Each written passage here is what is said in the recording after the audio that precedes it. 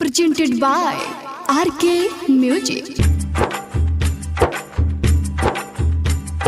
सुना ये राजा जल्दी से आजा, सुना ये राजा जल्दी से आजा, आंसू के लगन में होता मोरी शादी हो।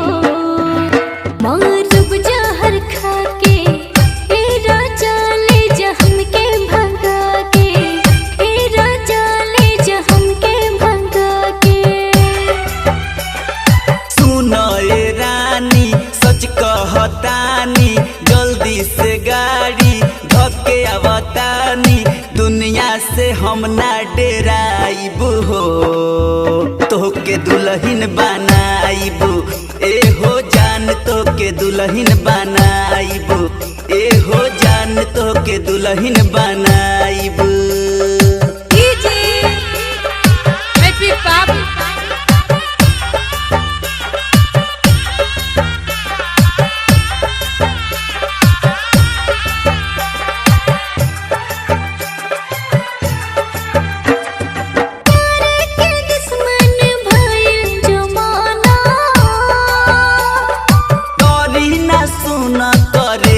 दीवाना रोज रोज घरवा के सहेली ताना, छोड़ी हो ना जाना तू खाई ल खाना, बानी मजबूर हो मिलब जरूर हो, बानी मजबूर हो मिलब जरूर हो, तोहरा से जान हम रहब ना दूर हो, तोहरा से जान हम रहब ना दूर हो, दिलवा के चैन मिली जान अब तोहरा के पाके हो। मारूब जहर खा के ए राजा ले जा हमके भगा के, ए राजा ले जा हमके भगा के।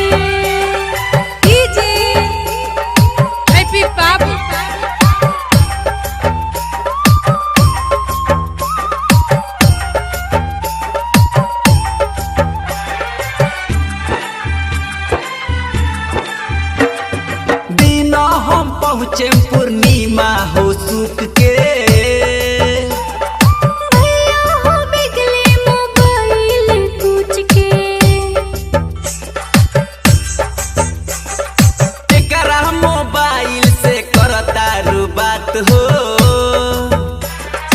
अनिल बिहारी दिली भाभी साथ हो,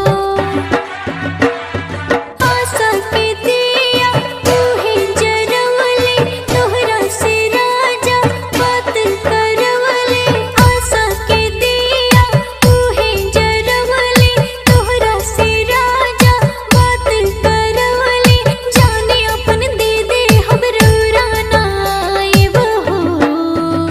तोके दुल्हन बनाइब ए हो जान, तोके दुल्हन बनाइब ए हो जान, तोके दुल्हन बनाइब।